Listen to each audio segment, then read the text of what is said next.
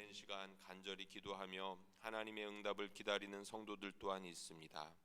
오래 지체치 마시고 이 시간 찾아와 주셔서 응답하여 주시옵소서. 예수님의 이름으로 기도합니다. 아멘. 오늘 하나님께서 우리에게 주시는 말씀은 구약 성경 욥기 24장입니다. 24장 1절에서 25절까지의 말씀, 욥기 24장 1절에서 25절까지의 말씀을 드라마 바이블로 경청하시겠습니다. 제24장. 어찌하여 전능자는 때를 정해놓지 아니하셨는고, 그를 아는 자들이 그의 날을 보지 못하는고. 어떤 사람은 땅의 경계표를 옮기며 양떼를 빼앗아 기르며 고아인 나귀를 몰아가며 과부의 손을 볼모 잡으며 가난한 자를 길에서 몰아내나니, 세상에서 학대받는 자가 다 스스로 숨는구나. 그들은 거친 광야의 들나귀 같아서 나가서 일하며 먹을 것을 부지런히 구하니, 빈 들이 그들의 자식을 위하여 그에게 음식을 내놓는구나. 밭에서 남의 꼴을 베며 악인이 남겨둔 포도를 따며 의복이 없어 벗은 몸으로 밤을 지내며 추워도 덮을 것이 없으며 산중에서 만난 소나기에 젖으며 가릴 것이 없어 바위를 안고 있느니라. 어떤 사람은 고아를 어머니 품에서 빼앗으며 가난한 자의 옷을 볼모 잡음으로 그들이 옷이 없어 벌거벗고 다니며 곡식 이삭을 나르나 굶주리고, 그 사람들의 담 사이에서 기름을 짜며 목말라 하면서 술틀을 밟느니라. 성중에서 죽어가는 사람들이 신음하며 상한 자가 부르짖으나 하나님이 그들의 참상을 보지 아니하시느니라. 또 광명을 배반하는 사람들은 이러하니, 그들은 그 도리를 알지 못하며 그 길에 머물지 아니하는 자라. 사람을 죽이는 자는 밝을 때에 일어나서 학대받는 자나 가난한 자를 죽이고, 밤에는 도둑같이 되며 간음하는 자의 눈은 저물기를 바라며 아무 눈도 나를 보지 못하리라 하고 얼굴을 가리며, 어둠을 틈타 집을 뚫는 자는 낮에는 잠그고 있으므로 광명을 알지 못하나니, 그들은 아침을 죽음의 그늘같이 여기니 죽음의 그늘의 두려움을 알미니라. 그들은 물 위에 빨리 흘러가고 그들의 소유는 세상에서 저주를 받나니, 그들이 다시는 포도원 길로 다니지 못할 것이라. 감과 더위가 눈 녹은 물을 곧 빼앗나니 수월이 범죄자에게도 그와 같이 하느니라. 모태가 그를 잊어버리고 구더기가 그를 달게 먹을 것이라. 그는 다시 기억되지 않을 것이니 불의가 나무처럼 꺾이리라. 그는 임신하지 못하는 여자를 박대하며 과부를 선대하지 아니하는도다. 그러나 하나님이 그의 능력으로 강포한 자들을 끌어내시나니, 일어나는 자는 있어도 살아남을 확신은 없으리라. 하나님은 그에게 평안을 주시며 지탱해 주시나 그들의 길을 살피시도다. 그들은 잠깐 동안 높아졌다가 천대를 받을 것이며 잘려 모아진 곡식 이삭처럼 되리라. 가령 그렇지 않을지라도 능히 내 말을 거짓되다고 지적하거나 내 말을 헛되게 만들 자 누구랴.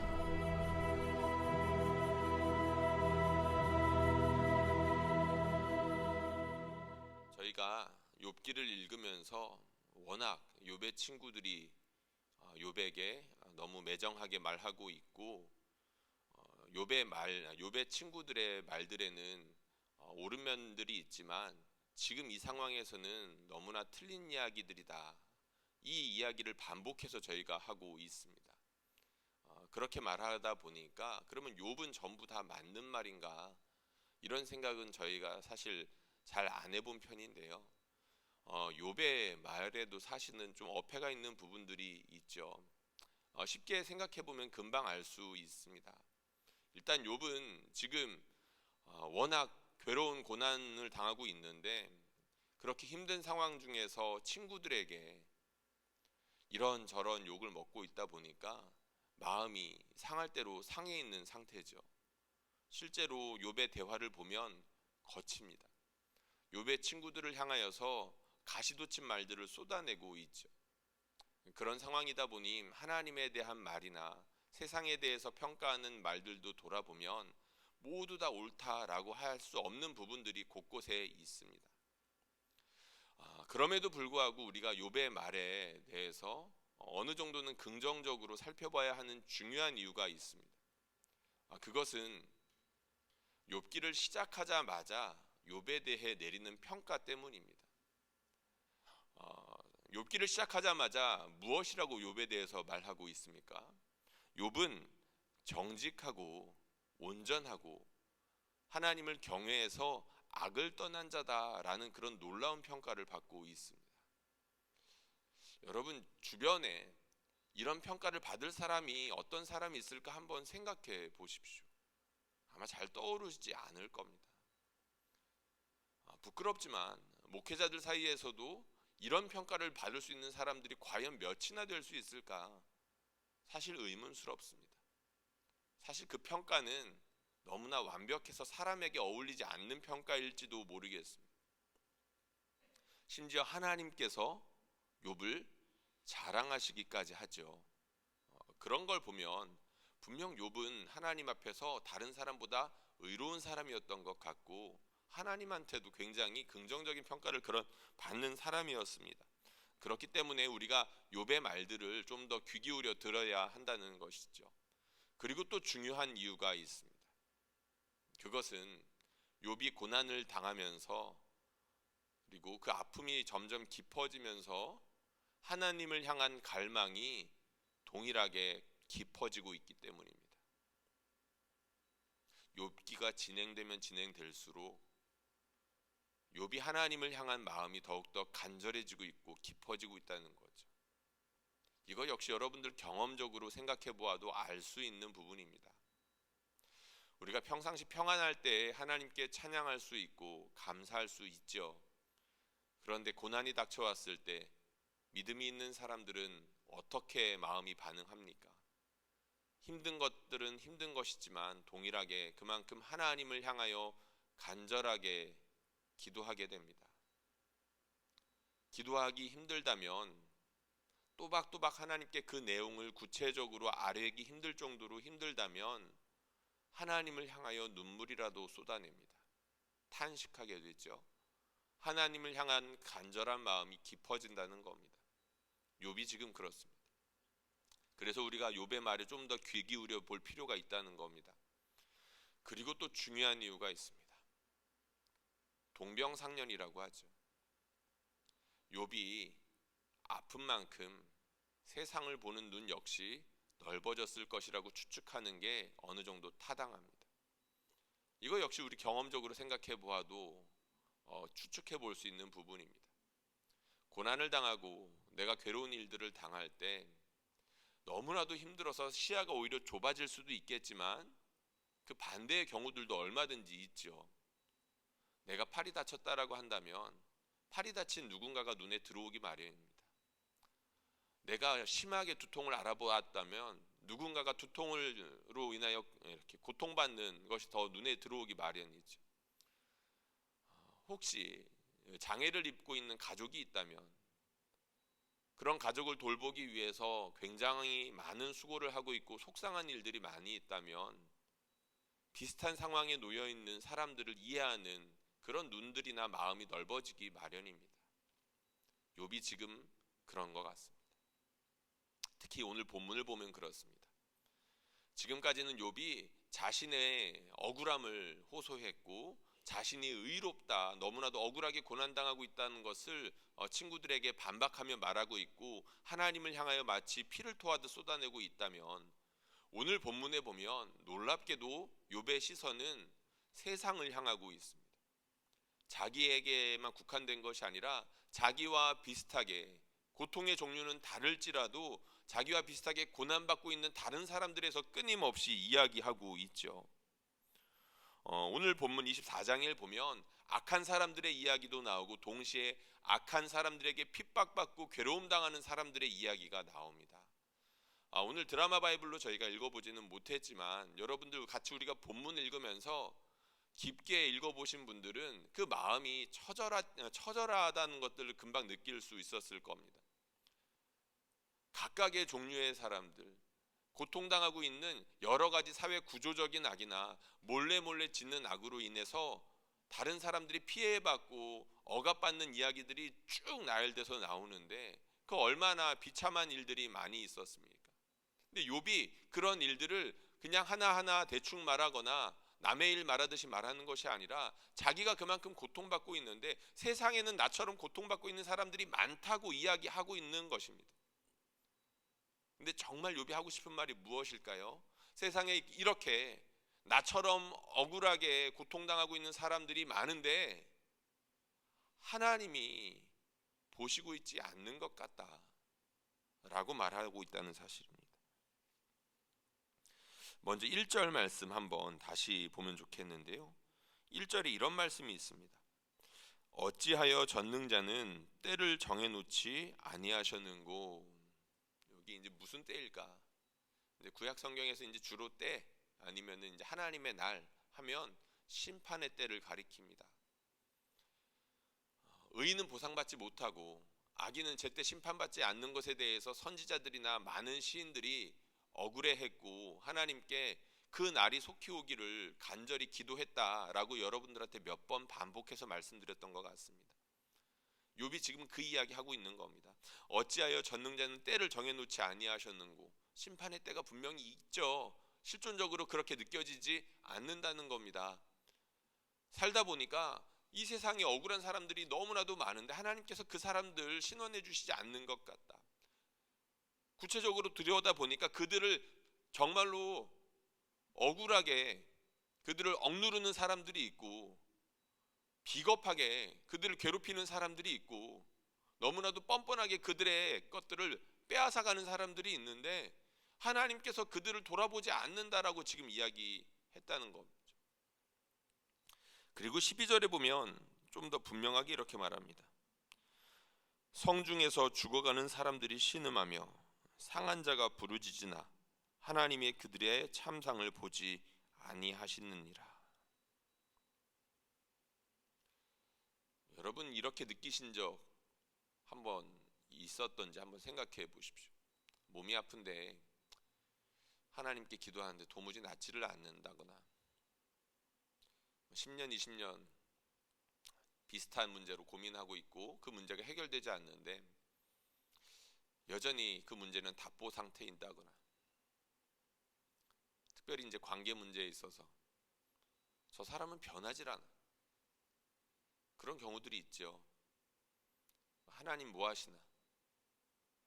이런 원망이 들 때가 있다는 겁니다. 근데 욥이 너무나도 괴로워서 지금 그렇게 호소하고 있는 겁니다. 궁극적으로 정말 욥이 하고 싶은 말이 무엇이겠습니까? 자기도 지금 그렇다는 겁니다.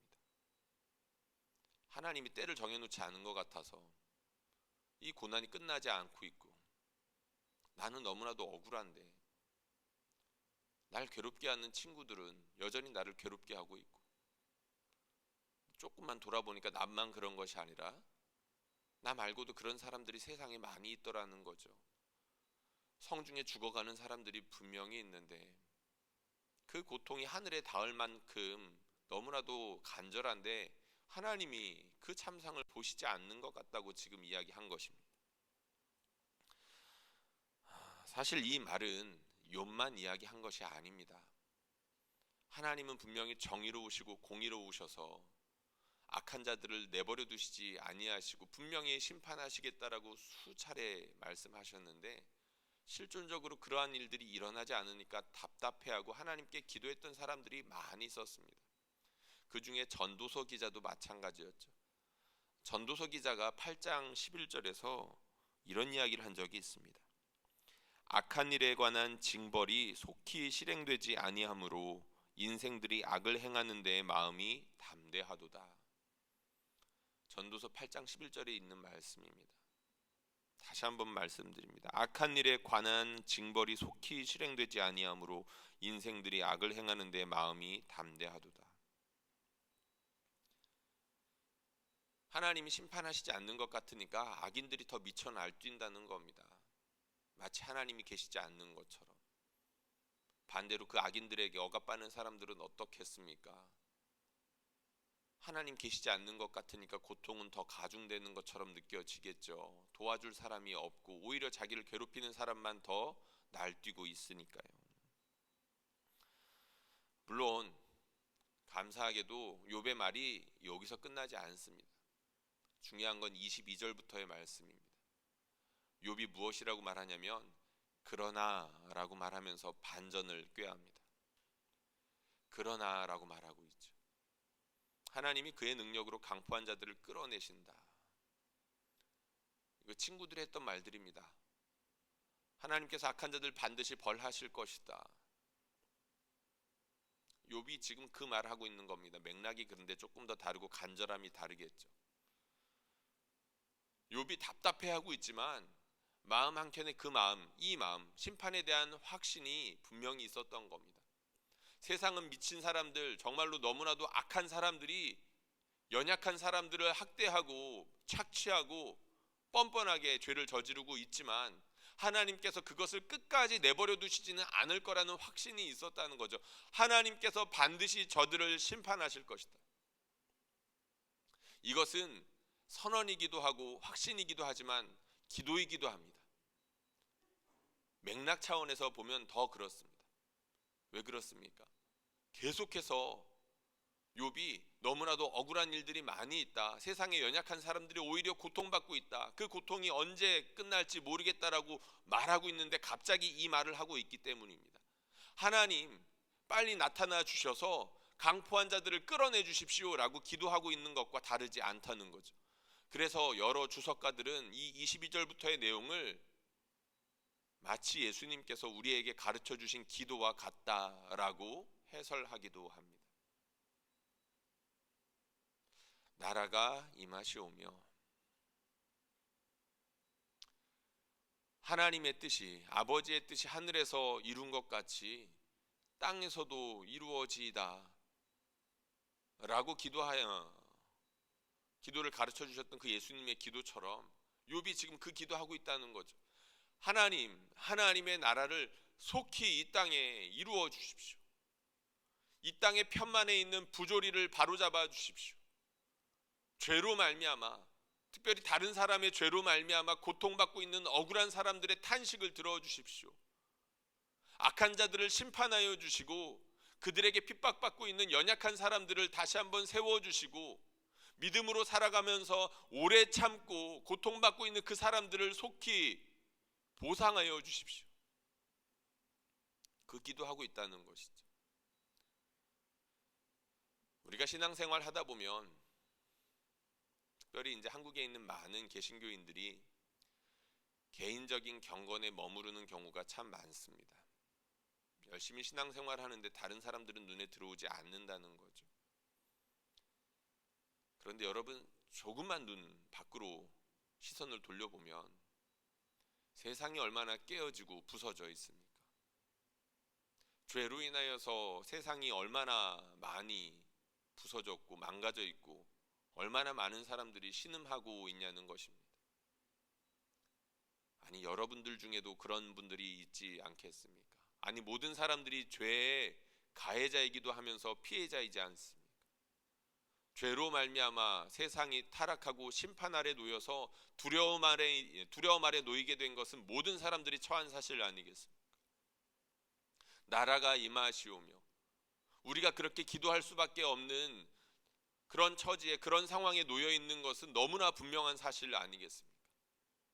그래서 놀랍게도 자기만 돌아볼 줄 아는 사람이 자기 기도하러 이 자리에 와서 눈물 흘리며 기도할 때 신비한 일들이 일어나곤 합니다. 어떤 일들일까요? 바로 욥이 겪고 있는 바로 이 일입니다. 내가 고통스러워서 하나님께 탄식하고 있는데 다른 사람들이 느껴지기 시작하는 거죠. 내 눈앞가림을 하는 것도 너무나도, 내 앞가림을 하는 것도 너무나도 힘든데 다른 사람들의 고통스러운 현실이 내 마음에 깊이 다가오게 되는 일들을 우리가 기도하면서 종종 겪고 있지 않습니까? 어떻게 이런 일들이 가능합니까? 성령님께서 역사하시기 때문입니다. 우리의 아버지가 기도를 도와주고 계시기 때문입니다. 나만의 아버지가 아닌 우리의 아버지께서 기도를 돕고 계시기 때문이라는 거죠. 이 시간이 그런 시간이 되기를 바랍니다. 하나님 앞에 내 억울한 일들 호소하러 왔지만 하나님께서 우리의 시야를 넓혀주시고 마음을 깊게 해주셔서 아버지의 다른 자녀들을 위해서 또한 동일하게 이렇게 기도할 수 있는 저와 여러분들 될 수 있기를 주님의 이름으로 축원합니다. 우리가 함께 기도하겠습니다. 이 시간 기도할 때 여러분들 자신을 위해서 먼저 기도해 주십시오. 솔직하게 하나님 너무나도 억울합니다. 억울한 일들이 있다면 억울하다라고 호소하는 것이 정직한 기도입니다. 아프면 아프다고 하나님께 말하는 것이 정직한 기도입니다. 대신에 거기에만 머무르지 않게 해달라고 하나님께 기도하면 좋겠습니다. 죄로 인하여 찢기고 고통받고 있는 다른 사람들 눈을 열어 저 역시 그들을 위하여 중보하게 해주시고 그들을 위하여 중보하고 계신 예수님의 마음을 따라 그들을 위해 함께 기도하게 해주시옵소서. 이 시간 성령 부어주셔서 성령을 쫓아 간절히 기도하는 이 시간 되게 하여 주시옵소서. 함께 기도하겠습니다. 사랑하는 하나님 아버지, 이 시간 우리에게 생명 주시고 새로운 호흡 주셔서 기도할 수 있게 해주시니 감사합니다. 죄로 인하여 찢긴 이 세상 가운데 죄로 인하여서 심판의 하나님 아래 놓여있는 이 세상, 하나님 많은 사람들 아니 모든 사람들이 두려움에 떨고 있지 않겠습니까? 그러나 우리가 주로 말미암아 담대히 하나님께 나아갈 수 있는 특권을 얻었습니다. 하나님, 우리가 주의 뜻대로 구하시면 아버지께서 무엇이든지 들으심입니다. 우리가 그러한 확신 가운데 약속을 믿고 이 자리에 나왔습니다. 주여, 우리를 위하여 흘리신 주님의 보혈이 하나님 아버지 그 가치가 무한합니다.